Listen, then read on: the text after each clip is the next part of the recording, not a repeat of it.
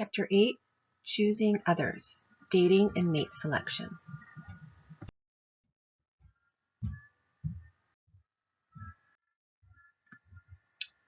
Mate selection is probably one of the most important decisions we make in life.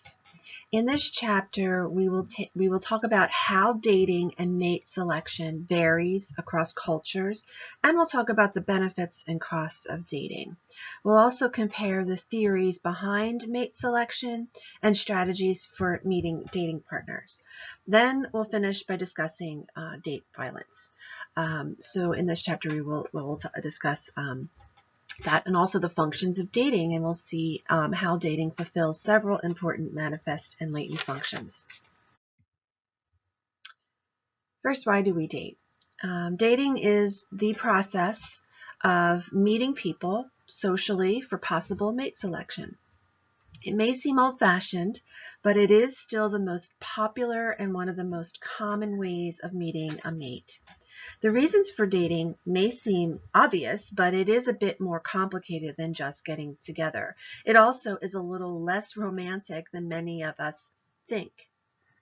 And according to sociologists, the dating process is like a marriage market where people are comparing the assets and liabilities of eligible partners and choose the best available mate. If we think of it, each person is having, we think of each person as having this market value, then we decide if we are willing to use our resources to trade with them. Like other choices that we make, dating involves taking risks, and with the resources that we invest, and the more valuable the catch, the more likely we will be able to make the effort to spend time and money. We spend time and money on looking attractive to that person. We want to accommodate the partner's personality or interest, and we want to get along with his or her family and friends. And depending on how new the relationship, we may be willing to use more of our resources. Once you're off the market, there is no longer that need to impress with fancy dinners or expensive dates. Now, dating fulfills a number of functions, both manifest and latent functions. Manifest functions are those obvious intended consequences or functions, and latent functions are those unintended consequences or functions, and this comes from the functionalist perspective in sociology. So let's talk about these manifest functions, these intended functions of dating.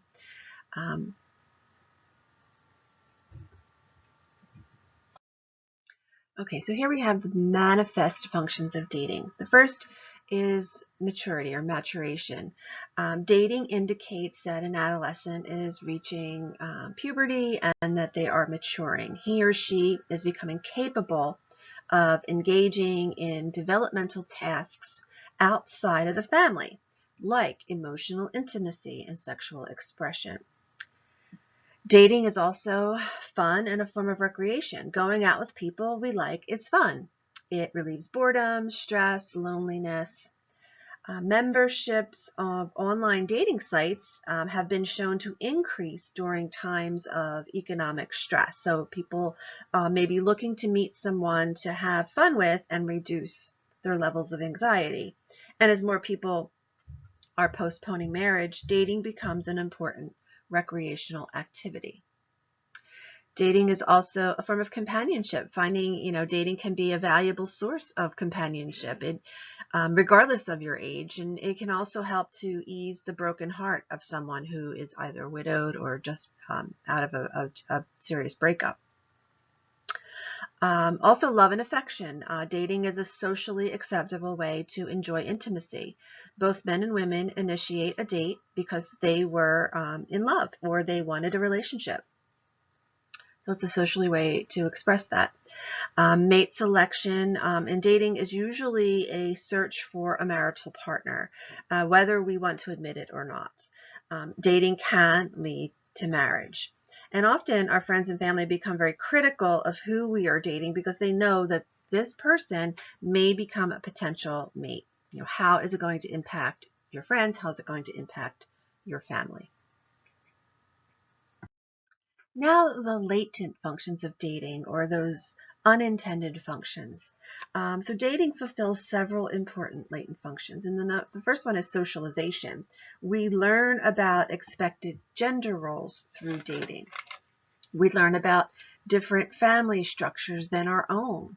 And we learn about different attitudes, beliefs, and values. So in the person that we meet, we may be socialized in a different way than they were. They may be from a different culture. And so, we learn from each other. We learn different values and attitudes and beliefs. And this is important, especially for adolescents who are starting to develop. They can really test and fine-tune their communication skills, sort of practice dating. So again, that's all part of the socialization process. Another unintended function is social status. By dating someone who is attractive or successful, a latent function would be an increase in one's status and prestige. Being popular, going out with someone who is popular can also increase one's standing in a group. There's also the fulfillment of ego needs. Being asked out on a date or having an invitation be accepted can boost a person's self-esteem and self-image. This, again, another unintended consequence. Self-confidence continues to rise if the date goes well or if the partner is particularly attentive and flattering. Sexual experimentation and intimacy is also an unintended consequence of dating. Many teenagers learn about sexuality. It is the time of experimentation during this time period. Also, dating is big business. If you think about it, products and services that promote dating provide a significant economic market for things like clothing and grooming, going to the barber or to the hairdresser, food, entertainment. Also, many self-help books directed toward women and dating, convincing them if they are not dating or have not found true love, there must be something, wrong. So even the magazines that sort of promote, what to do, to meet that perfect person. There have also become, dating apps have grown faster than all other apps since 2011. Things like Match.com and Hitch, where friends hook up, Coffee Meets Bagel, Tinder, OkCupid. So there's quite a few dating apps that are on the market today promoting dating. Now these functions, both manifest and latent, change over time, as we mature. Status might become less important to us while companionship becomes more important, especially if the couple plans to marry. So we might see a switch in some of the importance of some of these functions. Next, we're going to talk about the dating spectrum. Dating today is distinct from courtship and may or may not end in marriage, unlike a few generations ago. Traditional dating is still common today, but there are some newer ways of getting together, as well as some combinations of the traditional contemporary forms. So we'll also talk about dating in later life. So first, traditional dating.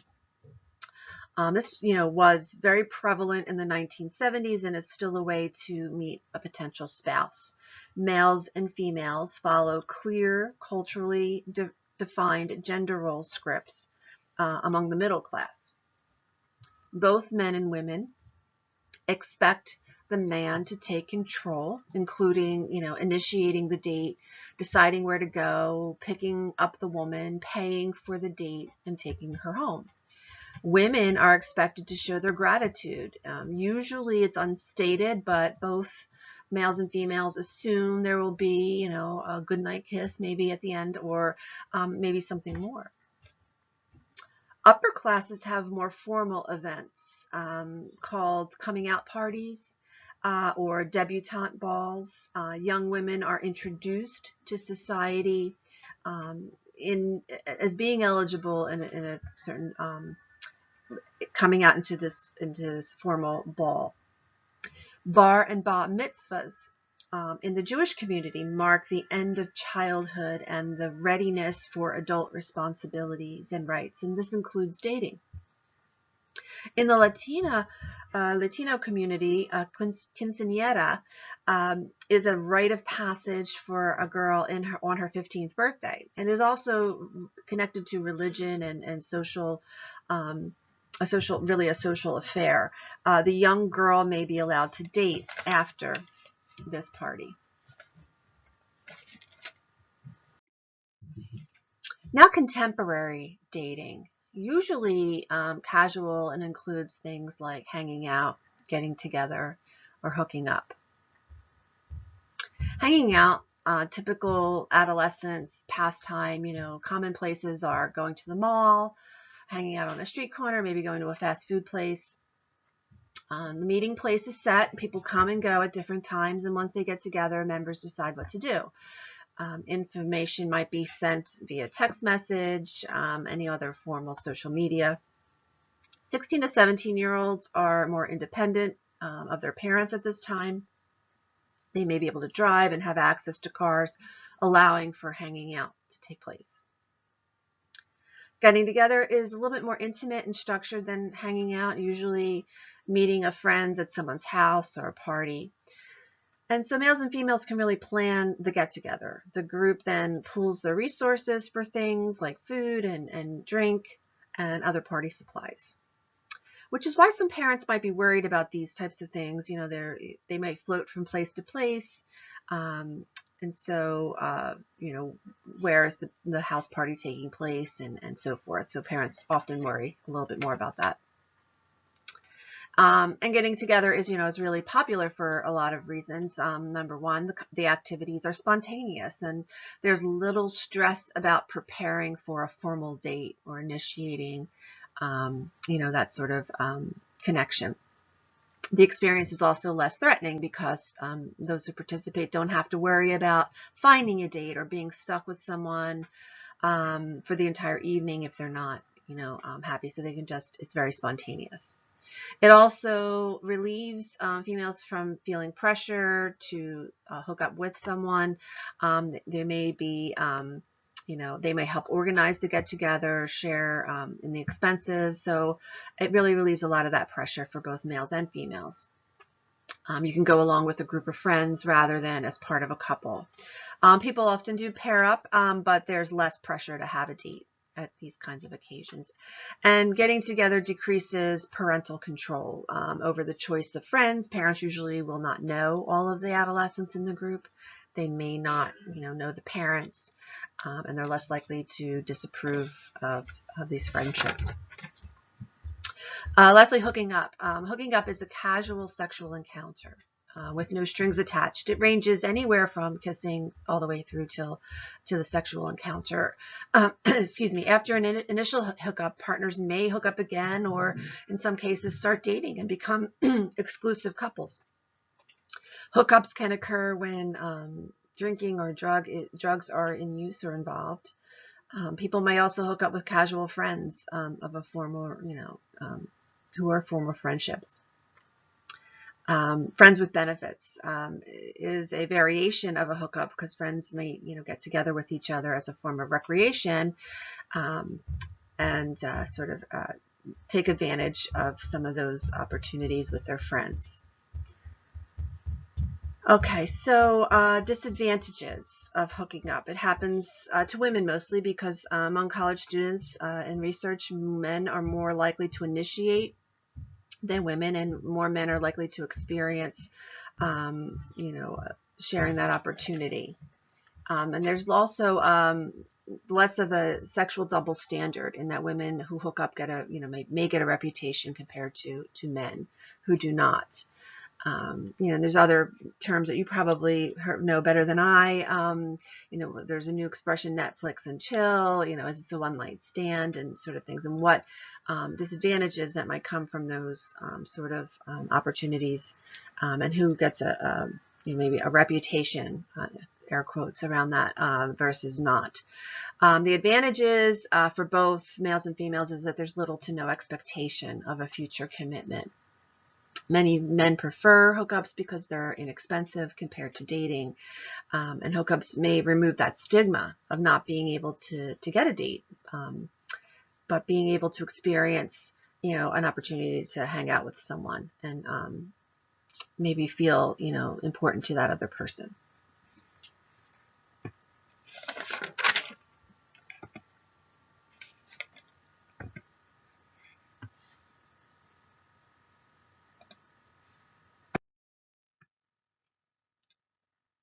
Next, the traditional contemporary combinations. Several dating patterns incorporate both the traditional customs and the contemporary trends. For example, men or women can initiate a date, but some traditional gender scripts still remain. Okay, so first we have proms and homecoming parties. These are still among the most popular traditional dating events. They can be either formal or informal. Women receive a corsage, men arrange the transportation. Both men and women invest time and money in preparing, especially women with their hair and their clothes and makeup and sort of those sorts of things. The contemporary changes include turnabout invitations. In other words, when women ask men to go to the prom or the homecoming, maybe dining out or going out beforehand with a large group of couples. Sometimes after the event, there's group sleepovers where parents may or may not chaperone. Staying out all night, returning, after breakfast. Also, continuing the festivities into the weekend by going, to the shore, to the Poconos, for example. Dinner dates are still very highly gender scripted. The man typically initiates the date, opens doors, and starts, the planning of the event or the dinner date. The woman spends a good deal of time on her appearance, depends on the man, to make the plans, and often wants for the men to make the first move. Making a good impression early in the dating relationship usually means, following or playing those traditional gender roles. After the women's movement, though, in the 1970s, women chose to go Dutch, and what Dutch means is to split the cost of the date. Both people contribute to the cost of the date. For women, sharing the cost of the date freed them to initiate dates and takes the pressure off, from feeling they have to do something, for the date. Stayovers, another are when couples really spend 3 or more nights together but maintain separate homes. So it's sort of an in-between casual dating and living together. More formal commitments like moving in or getting married. So the benefits include, controlling the pace of the relationship and possessions if there is a breakup. A lot of critics claim that stayovers promote, an obsession with being independent and, not really being willing to make an actual commitment.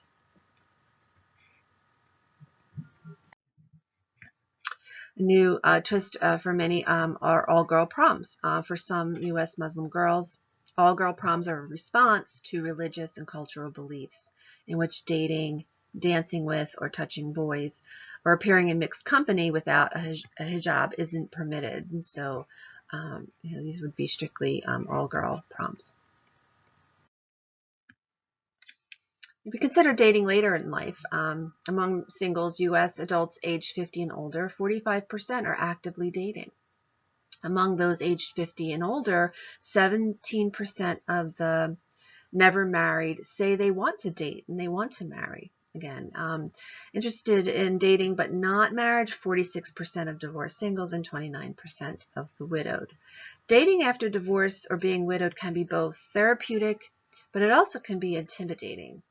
Therapeutic in that it can enhance one's self-esteem, decrease loneliness. One, can reassess their own strengths and weaknesses in each new relationship. And it can provide companionship while one is grieving, if a spouse has died.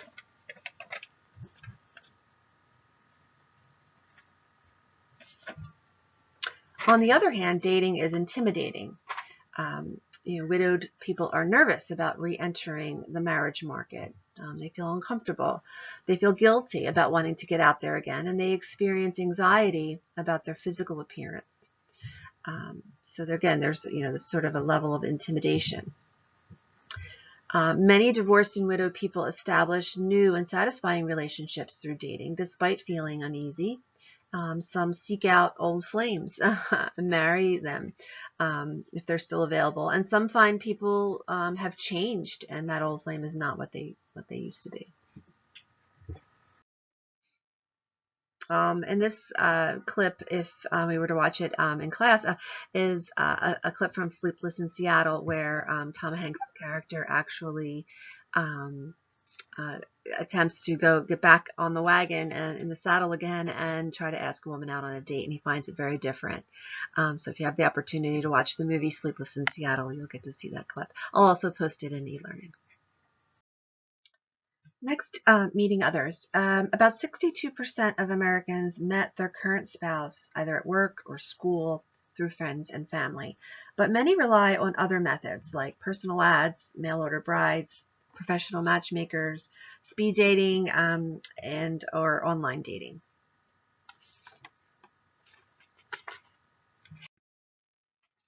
Now, personal ads, we have they began to appear in newspapers in the early 1700s and later in magazines. Advertisers described their qualities and those that they sought in an ideal partner. So, man or woman would put that in their ad. Never was it widely socially acceptable. Only about 1% really met any romantic partners in this way. In recent times, we see people rely primarily on online dating, which some of the profiles of an online dater look very similar to what appeared in a classified ad in the past. Mail order brides are typically men who seek wives from economically disadvantaged regions, so third world countries. So American women, these men feel American women are too independent, too demanding, and very critical. And what women with relatively little education may not be more willing to accept, a very demanding husband. And they're typically raised in cultures in which a married woman is expected to be docile and obedient. But in many of these cases, research has shown that men are very abusive. So this intermarriage mail order brides can be very dysfunctional relationship. And here we see an ad. A selling point for mail order brides is a woman's submissiveness. One company boosted that the females are unspoiled by feminism, that being something very common among American women. Now, professional matchmakers, these are for people who find online dating too time-consuming, sometimes disappointing if they've tried it before, and lacking privacy. So matchmakers charge money for their services, and it could be, improving the person's image, taking a trip to a bridal shop to kind of be that motivating factor to really meet someone. So, they really act in support of the person who pays them for their services. Some shows of, reality shows have come out of this. For example, The Millionaire Matchmaker. Online dating. People meet numerous potential partners online, and they're very open to discussing, many things. So some of the advantages, services, some of the advantages is that it's very convenient, it's low cost, and it's easy for people who have had difficulty in meeting potential romantic partners. So they can seek out, one of these online sites. The disadvantage is that many people might be quite dishonest, and they might not be very, really truthful about their profile. Many of these services haven't really improved romantic outcomes compared to the offline conventional dating. These dating sites fail to collect a lot of crucial information that often lead to failed relationships. So these dating sites don't take into account the real life environment surrounding the relationship. And many sites use these mathematical algorithms that promise to find the perfect partner.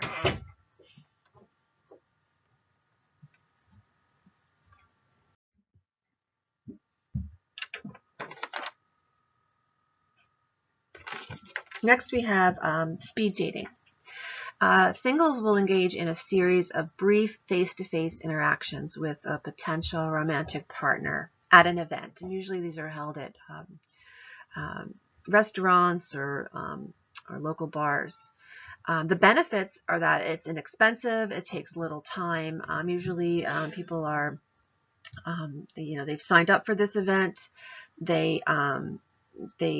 They have a short amount of time, as some as minimal as 5 minutes, as much as 10 minutes, to ask specific questions to somebody. So they've already semi-screened, so it guards against any stalking, and it draws people from the same region. So usually people who live in this area of this restaurant or the location are where it's drawing people from, and it avoids the awkwardness of any kind of blind date. The disadvantage is that participants often rate potential daters on a very superficial criteria. You can't get a lot of information from someone in just a short amount of time, 10 minutes even. Participants are more likely to experience a choice overload. They might like more than one person, and so it can be a little bit overwhelming.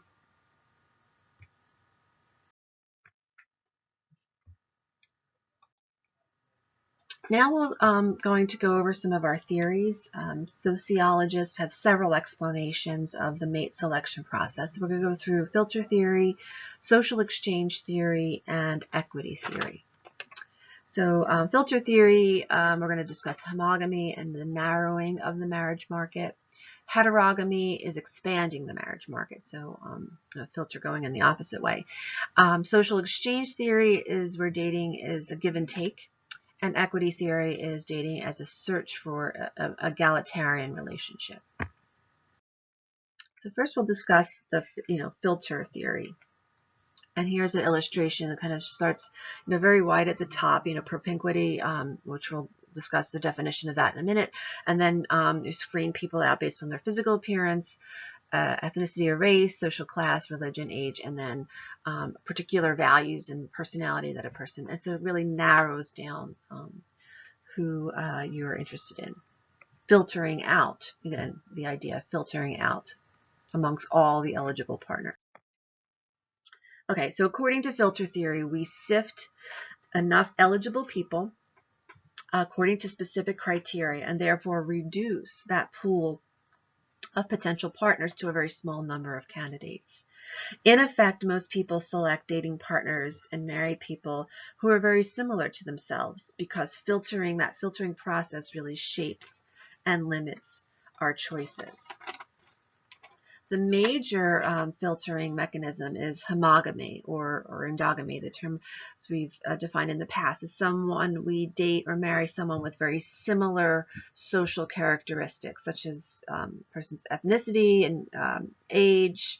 The endogamy, this term means marrying within one's group. So here are some variables, again, in terms of homogamy and endogamy, dating or marrying someone within your group with similar social characteristics. Propinquity, that word I used, is geographic closeness. It simply means, it's one of the first filters. It limits who we meet, who we get to know and interact with and ultimately date and ultimately marry. Most people who are currently in serious long-term relationships or are married met through family and friends or at work or social setting, again, being in that close geographic vicinity. Physical appearance is the next. After geography, looks matter. And studies show that men and women choose partners whose physical attractiveness is similar to their own, find themselves attracted to one another. Physically attractive people assume to possess other desirable characteristics like being warm and kind and sociable and having a good character. Society puts a lot of pressure on us to look good for our partners. So there also seems as having a more prestige, being happier, having a happier marriage, having greater social and professional success in more fulfilling lives. Next, we have ethnicity and race. People tend to marry within their own ethnic and racial group. Within their, about 91% of Americans in 2010.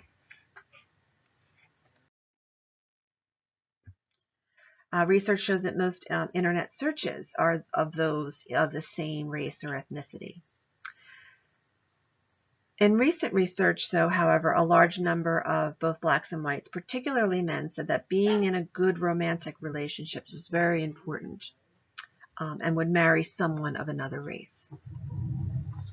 And here we have table 8.1. And shows that attitudes and actually behaviors are often two different things. Although black and white interracial dating increased from 2006 to 2011, the rates are lower than for those who said they would marry someone of another race.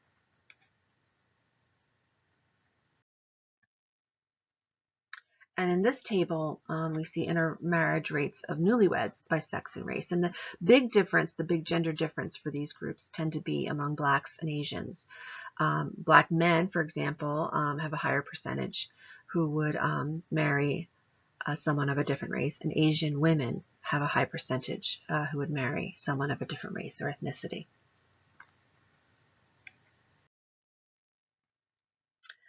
Next, we have social class. Because people from the same social classes have similar attitudes, values, and lifestyles, it is more likely in the U.S. that men and women will date and marry someone with that similar background.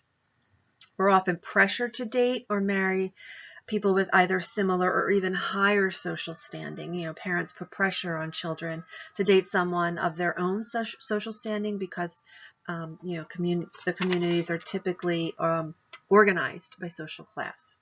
Schools, churches, rec centers reflect that socioeconomic status of different neighborhoods.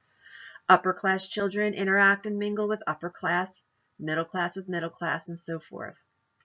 And as social class interacts with other variables like religion and age, this further promotes that homogamy. All three of the major religions in the United States, Catholicism, Protestantism, and Judaism, have traditionally opposed interfaith marriages. The belief is that they will weaken the individual's commitment to the faith. And research shows that couples who share the same religious beliefs and practices tend to be happier than those who don't. Also, the degree of religiosity plays a role for each partner. In fact, some other factors can often override that religious difference, like enjoying similar activities. So, if one partner is more religious than the other, it might outweigh this difference. Next, age. Americans tend to date and marry within the same age group. There are some, outliers, but men are sometimes only a few years older than the women that they date. Men are often seeking younger women because they want to have families. And in some cases, women may find that older men may be unwilling to have children, especially if they've had children from a previous marriage or are expecting to share in child-rearing responsibilities. Large age differences also can lead to generational gaps in lifestyles, like different music preferences, recreational activities, and family activities. Next, we have values and personality. A majority of the research shows that people tend to select mates with similar demographic characteristics, values, attitudes, and interests.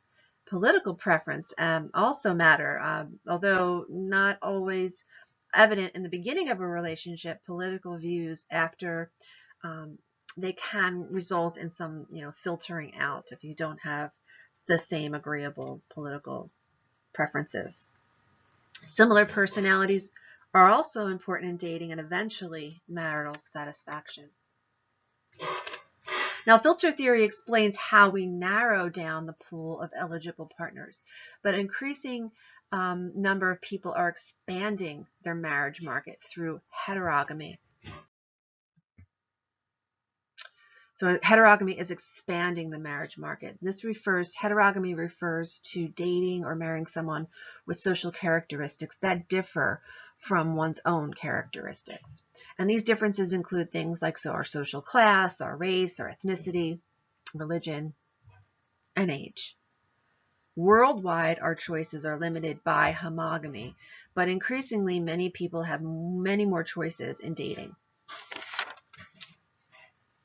So when it comes to social class, most people marry within their social class, but not always. Hypergamy is a term that refers to marrying up to a higher social class.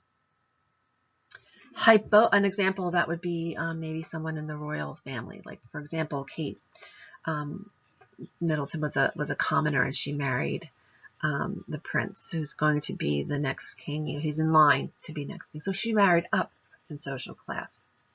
Hypogamy refers to marrying down in social class, and like successful women who maybe lower their standards, this can often put a strain on a relationship, particularly if one partner makes more earning potential than the other. Then we have interfaith relationships. These are becoming more common. Now in the U.S., interfaith dating are much more common. Religiosity is an important factor for people who have traditional values. However, religious beliefs are less important to couples who have more egalitarian attitudes about, sharing responsibilities, about family roles, and who seek partners with similar personalities. Interracial and interethnic relationships. Race and ethnicity still play a major role in who we date and who we marry. But these marriage rates, interracial and interethnic marriage rates in the U.S. have risen. There are, however, significant gender differences in marrying outside of one's racial or ethnic group, especially among Black and Asian Americans, and we saw that in that previous table. So we see here the increase in interracial marriage, because at one point, interracial relationships, interracial marriage was, forbidden. It was against the law, and so until that Supreme Court case, the Loving case, broke down that law, we've now seen an increase.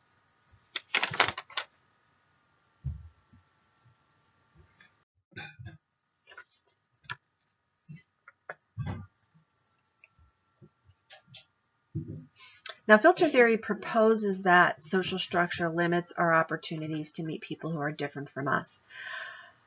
So while filter theory focuses on our social structure, exchange theory, or social exchange theory, and equity theory see satisfaction as a key factor. So now we're going to take a look at first social exchange theory, where dating is a give and take. People will begin and remain in a relationship if the rewards are higher than the costs. So what are some of these rewards? Their intrinsic characteristics, things like intelligence and sense of humor, or behaviors, companionship, sexuality. And then there's also the access to desired resources. Somebody might have money and have power. Costs, on the other hand, are the price paid. Maybe very unpleasant or destructive behaviors. A person might be insulting, it might be violent even. Or a cost could be losses, a lower social class, time invested in the relationship. For example, aging, life is too short, and in order to if you feel like life is too short and the costs are more than the rewards, people will get out of a relationship and find a new one.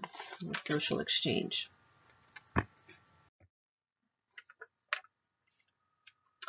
Next, we have equity theory, and equity theory is an extension of exchange theory and argues that an intimate relationship is satisfying and stable if both partners see it as being equitable and mutually beneficial, so that both partners benefit in the relationship. So this theory proposes the greater the perceived equity, the happier the relationship. When people find themselves in unequal relationships, they become very distressed. The more inequity, the greater the distress. And people in unequal relationships will attempt to eliminate their distress by restoring equity. So equity theory is a reflection of that American value, being fair, and fair play. This idea that we have the right to expect a reasonable balance between, costs and benefits in life. Judgments about equity vary depending on the stage of the relationship. So in the beginning, as two people are really getting to know one another, severe inequality usually ends any further involvement. If it's really severe, people aren't going to continue with that relationship. Once a relationship becomes long-term and a long-term commitment, people tend to tolerate inequity, especially if marriage is going to be planned, because there's some sort of optimism and you're optimistic about the future together. In most long-term relationships, however, perceived inequities can increase stress and dissatisfaction, especially as people make some, transitions, like, for example, a transition to parenthood. So we tend to try to do things to reduce the stress of that inequity by either changing our behaviors, persuading our partner to change, or even ignoring and convincing ourselves that inequity doesn't exist.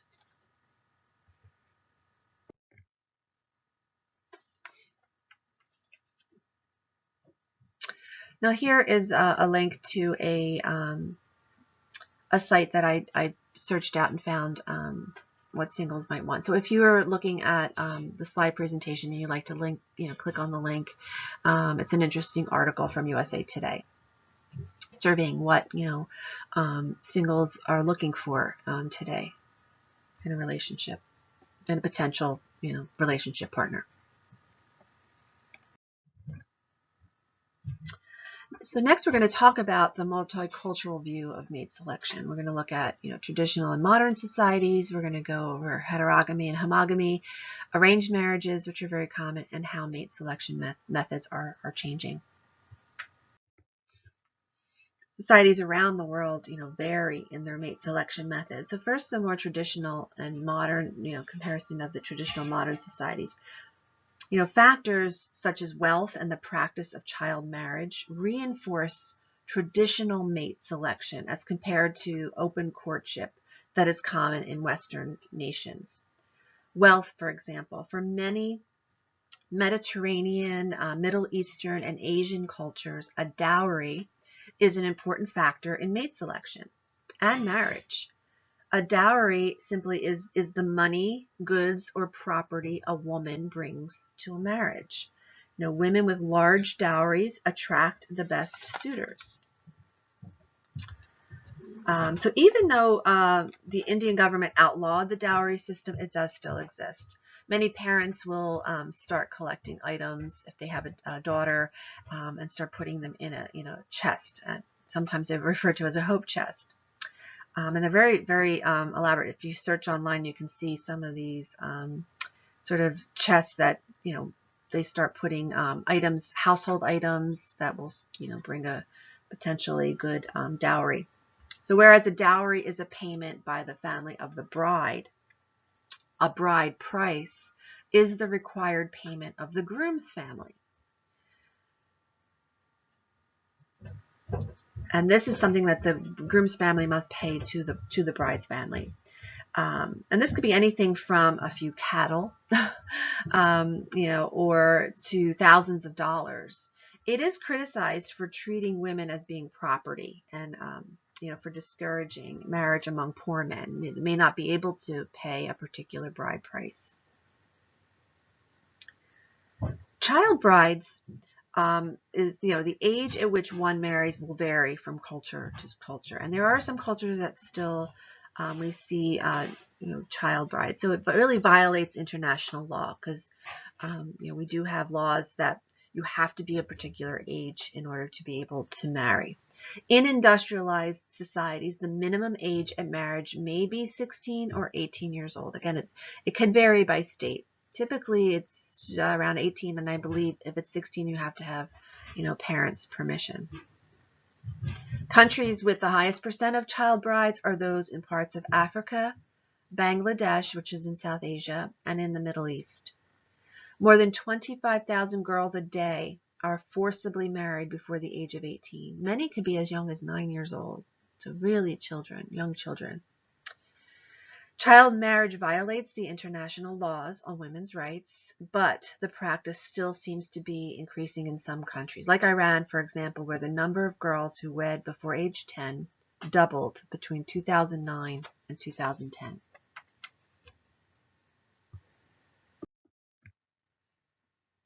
I'm going to just briefly go over heterogamy and homogamy again.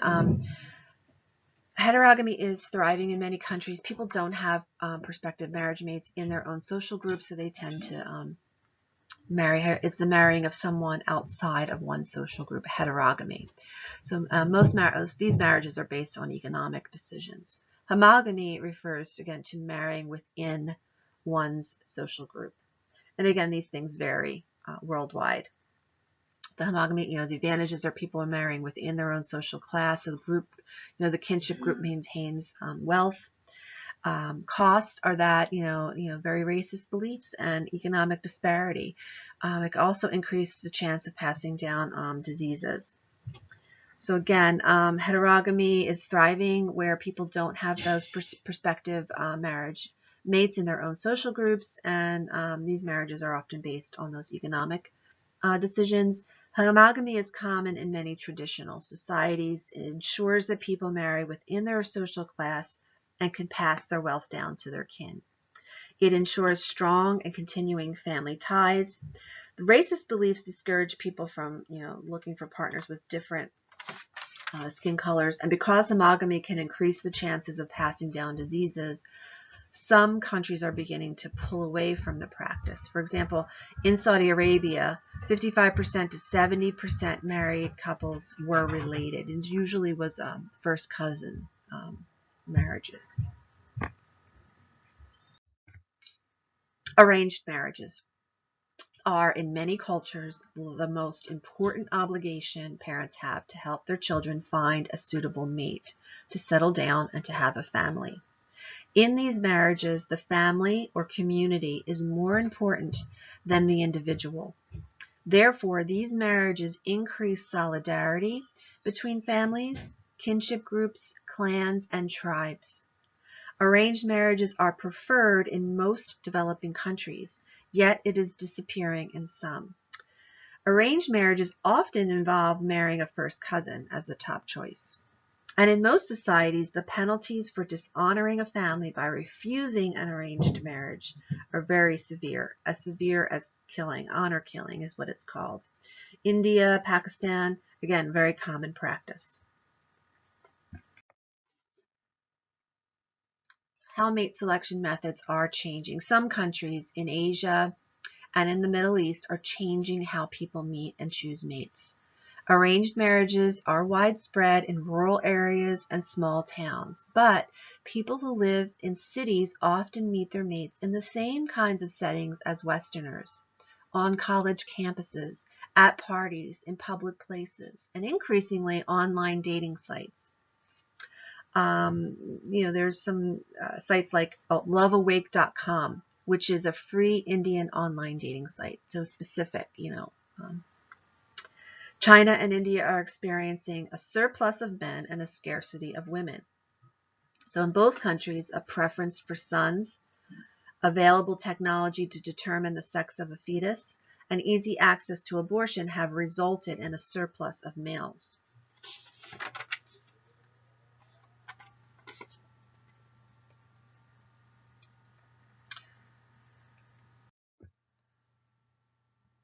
Okay, next we're going to talk about sensitive topic, which is harmful dating relationships. But I think it might be important to be aware and just to be aware of your surroundings, aware of your the dark side is what we call it to dating. So it includes things like power, control, and violence. And so knowledge is power, and so I think it's important that we do discuss some of these things as sensitive as they are, and so that you can be aware and use those tools to protect yourself. So first, power and control in dating relationships. Sociologist Willard Waller has a principle of least interest. And this principle of least interest states that the partner who is less interested in the relationship has more power and, as a result, more control. On the other hand, the person who is interested in continuing the relationship is more dependent, has less power, and can be manipulated or exploited. Men often maintain power and control in dating relationships through direct strategies like threats and aggression. Women more often use indirect strategies like hinting at withdrawing or attempting to manipulate a partner's emotions.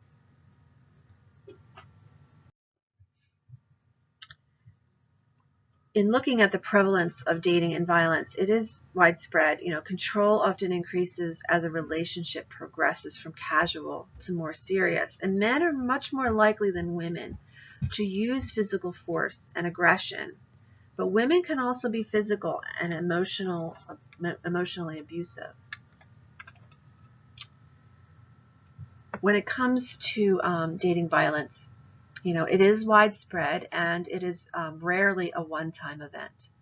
And many women misinterpret that violence as evidence of love, like jealousy and possessiveness. These are not examples of love, but it's often misinterpreted that way. Acquaintance rape and date rape, and distinguishing the difference. In 2012, the FBI revised its 85-year-old legal definition of rape, and it now includes men as victims. It once did not even include men, but men can also be victims. Most dating violence and date rape occur in safe and familiar surroundings. Women are most vulnerable to acquaintance and date rape. So acquaintance rape is the unwanted and forced sexual intercourse of a person who knows or is familiar with the rapist, and date rape is unwanted forced sexual intercourse in a dating situation.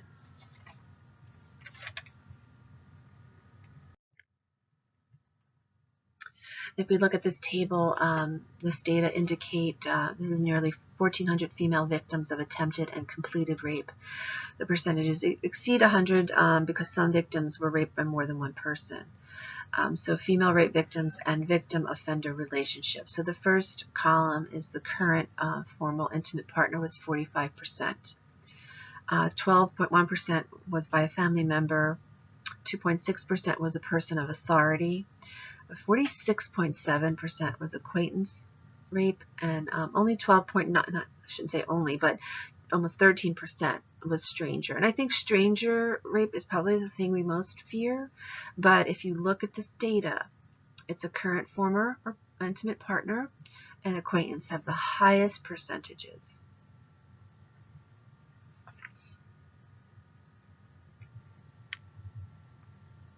So women are more likely to be raped by a date or acquaintance than by a spouse, an ex-spouse, a stranger, or a live-in partner. And this kind of rape is common and traumatic to the victim because the rapist was originally viewed as a nice guy, someone we knew.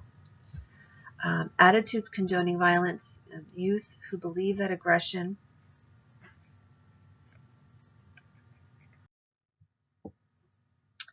okay, so we're moving on to factors contributing to date violence and date rape. The first, attitudes condoning violence. Youth who believe that aggression and violence are okay in romantic relationships are more likely to experiencing dating violence, both as offenders and as victims. The second factor is parenting styles and family violence. Dating violence is most common among youth who have experienced harsh and minimal parenting and had poor relationships with their parents and abused a sibling. Gender roles is another factor, and when there are traditional attitudes about gender roles, it increases the likelihood of date violence during both adolescence and adulthood. The view as man is in charge and the woman is supposed to be submissive. The fourth factor, demographic characteristics. Date violence is more common in casual than exclusive relationships. Peer pressure and secrecy. Peer pressure is one of the major reasons why some partners are violent and why many stay in abusive dating relationships. And secrecy protects the abusers. If they tell, it might make things worse for them, and so that's often why we see this peer pressure to be, secretive. The use of alcohol and other drugs, although not the cause, alcohol and drugs play a large role in sexual assaults, including dating. And since the mid-1990s, Rohypnol, or the date rape drug, was reportedly used on college women by slipping it into their drinks. Many of these young women blacked out and were raped, and they couldn't remember exactly what happened. Technology has facilitated dating aggression, with nearly 25% of those aged 14 to 24, mostly women, stating that their partners checked in with them many times a day. So this is really an example of stalking, cyber stalking. And then there's few negative sanctions. It's another factor that contributes. There's few negative sanctions. Very few women and men report this dating violence. Because they grew up in a violent home, maybe, or they've endorsed those traditional gender roles. They see it as normal. This aggression, dating aggression, is normal, or they blame themselves if they or their partner were high or on alcohol or drugs.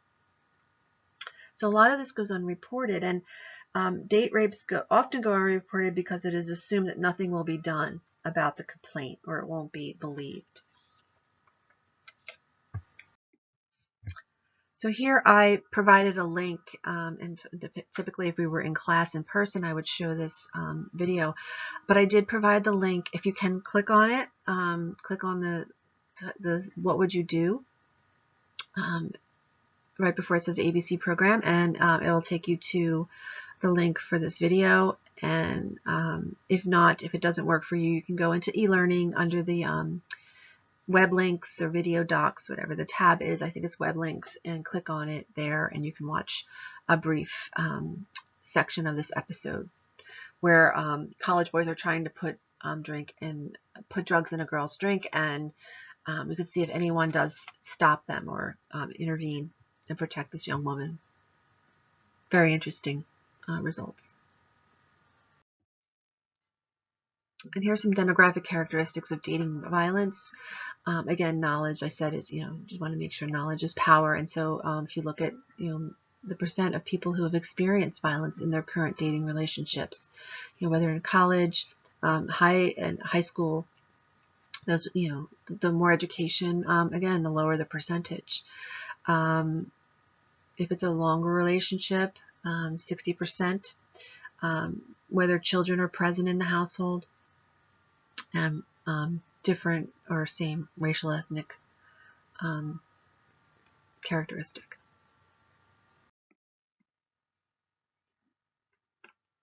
Now, adolescents, if you look at adolescent victims experience adverse health outcomes in young adulthood.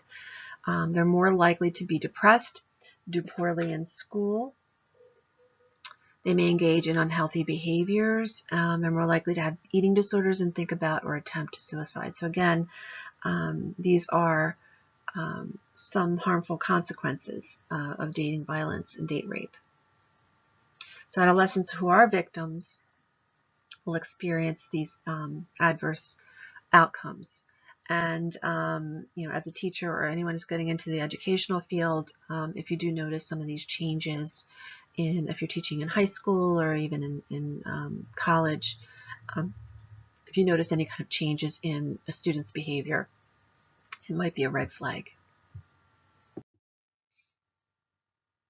And Table A3 shows some emotional behavioral problems, if you want to take the time to read these over, that are experienced by victims of dating violence or date rape. Depression, feelings of powerlessness, the loss of self-confidence and self-esteem, again, changes in their behavior, feeling irritable, having generalized anger disorder, and turning to alcohol or drugs could be a common factor.